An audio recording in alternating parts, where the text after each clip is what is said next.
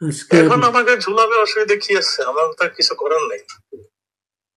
আমার যদি কিছু করার থাকতো আমি করতাম। তো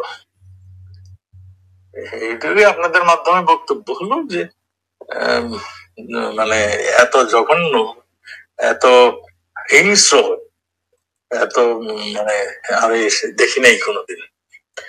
আমরা তো 15-20 বছর ক্ষমতায় ছিলাম, আমরা তো কারো পুরো এই ধরনের অত্যাচার আমরা করিনি। গুলি করি, মরে একটা, আহত হয় একটা, একটাই যায় স্যার, বাকিটি যায় না। এইটা হলো স্যার সবচেয়ে বড় আতঙ্কের এবং দুশ্চিন্তার বিষয়। ঠিক এভাবেই আন্দোলনকারীদের দমনের চিত্র তুলে ধরছিলেন ডিএমপির এক কর্মকর্তা। গুলি করে করে লাশ নামানো হয়েছে স্যার, কিন্তু গুলি তো মরে একটা, আহত হয় একটা, একটাই যায় স্যার, বাকিটি যায় না। এটা হলো স্যার সবচেয়ে বড় আতঙ্কের এবং মানে দুশ্চিন্তার বিষয়। যেটা নামাইছে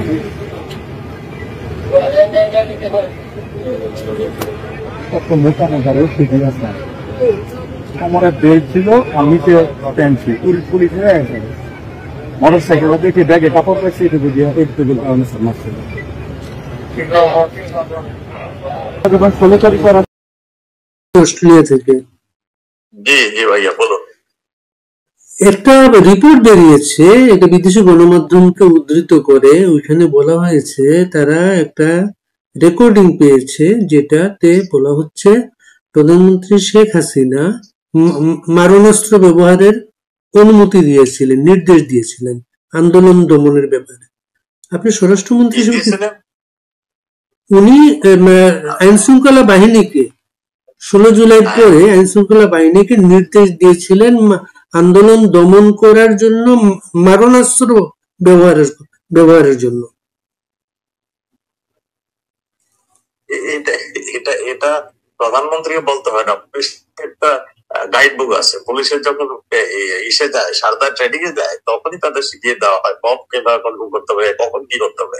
পুলিশ মানুষ মারার জন্য না, পুলিশকে রক্ষা করার, মানুষ রক্ষা করার জন্য করে। কিন্তু তার যখন ইসে চলে আসে সম্পদ রক্ষা কিংবা তার জীবন রক্ষা, তখন তারা গুলি করে। এটা পুলিশ আপনার আমাদের যে পুলিশের নিয়ম শৃঙ্খলা বইটা, ওইটা আপনার গেলেই পরে দেখতে পাবেন। আর প্রধানমন্ত্রীকে বলতে তো হবে না, এটা তো পুলিশ অটোমেটিক করে। আর প্রধানমন্ত্রী এই ধরনের নির্দেশ দিয়েছে বলে আমি শুনি। মানে আপনি বলতে চাচ্ছেন যে পুলিশের কাছে এমনি নির্দেশ আছে? আমার মাধ্যমে কোনো নির্দেশনা তিনি দেননি, আমি শুনিও নাই। মানে এমন কোন নির্দেশ দিলে হয়তো স্বরাষ্ট্রমন্ত্রীর মাধ্যমে দেওয়ার কথা ছিল, তাই তো? সাধারণত তাই হয়, কিন্তু উনি সরাসরিও মানে সবার সঙ্গে কথা বলতেন, কিন্তু আমাকে আইজিপি সাহেব কিংবা কেউ এসে আমাকে বলেননি যে উনি নির্দেশ দিয়েছেন। এবং রিপোর্টে বলা হয়েছে তাদের কোন একটা বিশ্বস্ত সূত্র পুলিশের, তারা বলেছে জুলাইয়ের কত তারিখে এই নির্দেশটা দেয়া হয়। আমি শুনি নাই, এখন আমারও জানার অজান্তে যদি কিছু হয়ে থাকে সেটা আমি জানি। ওইখানে বলা হচ্ছে তারা ওনার কণ্ঠস্বর পরীক্ষার মাধ্যমে নিশ্চিত হয়েছে বিষয়টা।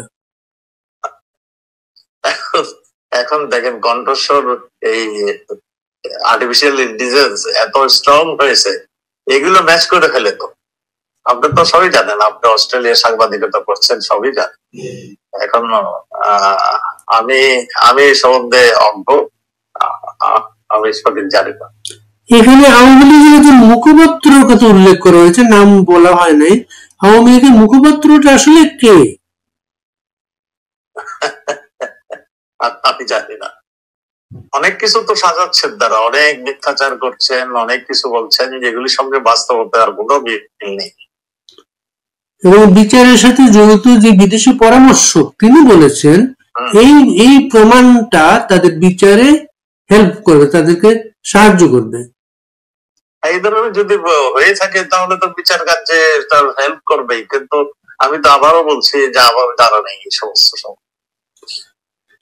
আপনারা এটার কোন প্রতিবাদ পাঠাবেন ওই বিদেশি সংবাদ মাধ্যমের কাছে? এটা আমাদের আওয়ামী লীগের যে ইসে আছেন তিনি নিশ্চয়ই পাঠাবেন, আমি নানাব সাহেবকে বলবো, উনি কথা বলবো। আপনি রানা সাহেবের সঙ্গে সরাসরি কথা বলেন না কেন? আপনার তো বিচার শুরু হয়ে গেল। ও আর কি করবো, এটা তো করবেই। আপনি কিভাবে ফেস করবেন এখন? ফেস করার কিছু আছে নাকি বলুন? আমাদের কিছু করার আছে? আমাদের কোনো কেউ উকিল যেতে দিচ্ছে না, আমাদের কিছু করতে দিচ্ছে না। ওদের নিজেদের সুশীল মনির জুনিয়র একজনকে দিয়ে দিয়েছে, তো কাজেই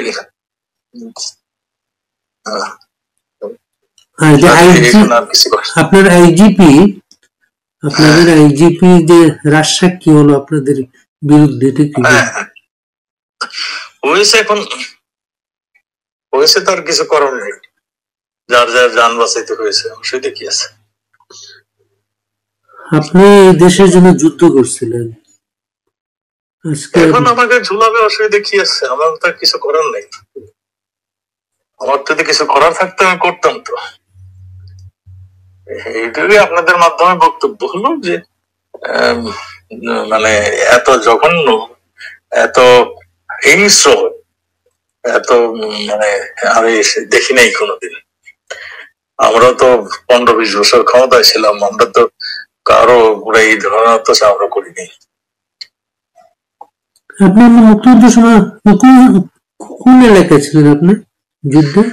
আমি সেক্টর 2, দ্যাট ইজ আমাদের ঢাকার মানিকগঞ্জ, মুন্সিগঞ্জ, এই সমস্ত এলাকায় ছিলাম। ঢাকা সিটি এক অংশ।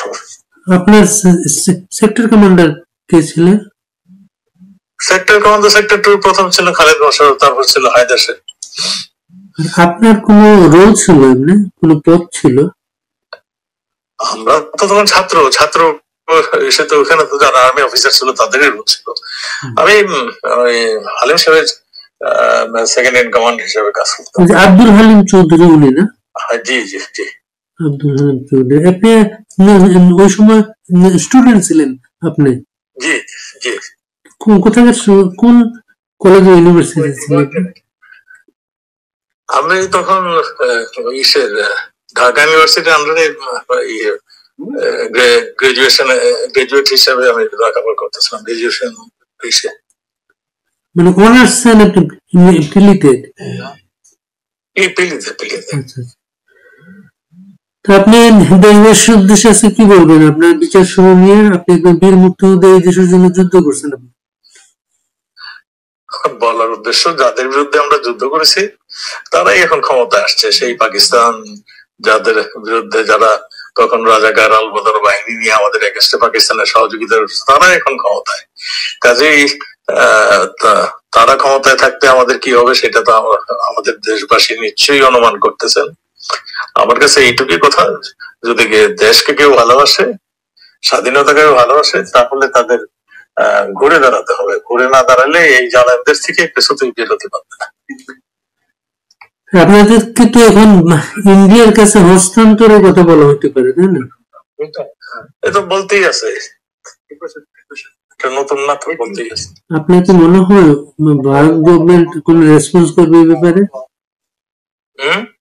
ভারত গভর্নমেন্ট কোন পদক্ষেপ নিতে পারে এই ব্যাপারে? আমি জানি না। এটা ভারত গভর্নমেন্টের নিজস্ব ব্যাপার, নিজস্ব সিদ্ধান্ত। তো ভারত যেহেতু আমাদের স্বাধীনতা যুদ্ধের মিত্র ছিলেন, স্বাধীনতা যুদ্ধে তারাও স্বাধীনতা যুদ্ধে অনেক প্রাণ গিয়েছে। ভারতের সোলজার প্রায় কয়েক সহস্র প্রাণ গিয়েছে। কাজেই তারা মুক্তিযুদ্ধের পক্ষের সঙ্গেই থাকবে। তাহলে আপনি বলছেন যে অপরাধের কথা বলা হচ্ছে, এই অপরাধের জন্য আপনি কোনোভাবে দায়ী না, বা এই ব্যাপারে আমি অবশ্যই কোনো দায়ী না। এখানে যারা মানে পুলিশকে হত্যা করছিল, থানা লুট করছিল, মানে পুলিশের তো একটা সিআরপিসি আছে, সিআরপিসি অনুযায়ী পুলিশ কাজ করে। প্রথম হুইসেল বাজায়, তারপরে লাঠি চার্জ করে, তারপরে গরম পানি মারে, তারপরে সাউন্ড গ্রেনেড মারে, তারপরে রাবার বুলেট মারে, তারপরে ফাইনালি একদম যখন জীবন রক্ষা, সম্পদ রক্ষার জন্য ফাইনালি এইটা ব্যবহার করে। এখানে তো পুলিশ মারা গেছে, এখানে সাধারণ পাবলিক মারা গেছে, এখানে শুধু সেই ছাত্ররা মারা গেছে নাকি? এখানে অনেক মারা গেছে, আমাদের আওয়ামী লীগের লোক মারা গেছে। এখানে 5 তারিখের পরে থেকে 15 তারিখ পর্যন্ত একটা নৃশংস হত্যাকাণ্ড হয়েছে, সেগুলো তো অনেক মারা গেছে। তো এই সবকিছু তো অ্যাকাউন্টে আনতে হবে। আপনি ভালো থাকবেন স্যার। জি জি, থ্যাংক ইউ, আপনি ভালো থাকবেন। Right.